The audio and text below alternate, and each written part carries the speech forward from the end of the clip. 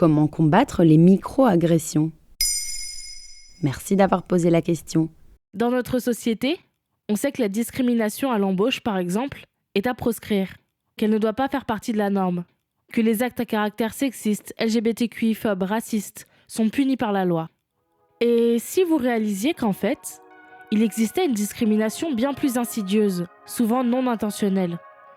Si vous réalisiez que vous aussi, vous avez peut-être pris part à cette discrimination, sans le vouloir bien sûr.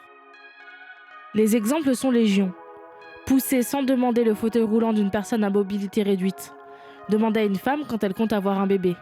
Tous ces comportements sont des micro-agressions, jugées anodines, mais qui, avec l'accumulation, créent un mal-être chez les personnes issues de minorités.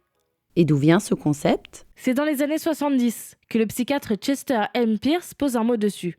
Il s'en sert pour décrire des licenciements abusifs et des insultes de patrons blancs sur des employés afro-américains. Bien plus tard, en 2010, dans son livre Microaggressions in Everyday Life, le psychologue Derald Wing-Soo replace le mot dans un contexte moderne et le définit comme des insultes ou attitudes intentionnelles qui créent, encouragent et renforcent la marginalisation. Selon le psychologue Derald Wing-Soo, il y a une véritable typologie des microagressions. D'abord, le micro-assaut, ou l'insulte de base, qui est intentionnelle et détectable.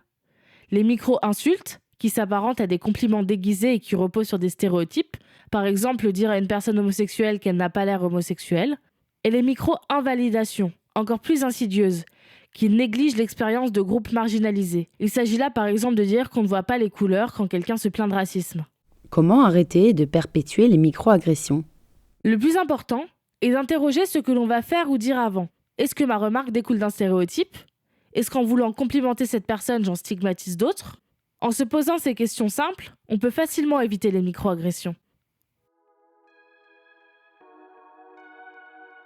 Si vous en êtes victime, rappelez-vous que vos sentiments sont légitimes.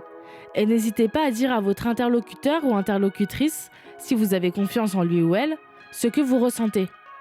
Les personnes micro-agressées peuvent finir par se sentir isolées ou perdre leur perception de la réalité tant leur expérience est minimisée. Alors protégez-vous et faites entendre vos droits et vos ressentis. Voilà ce qu'est une micro-agression.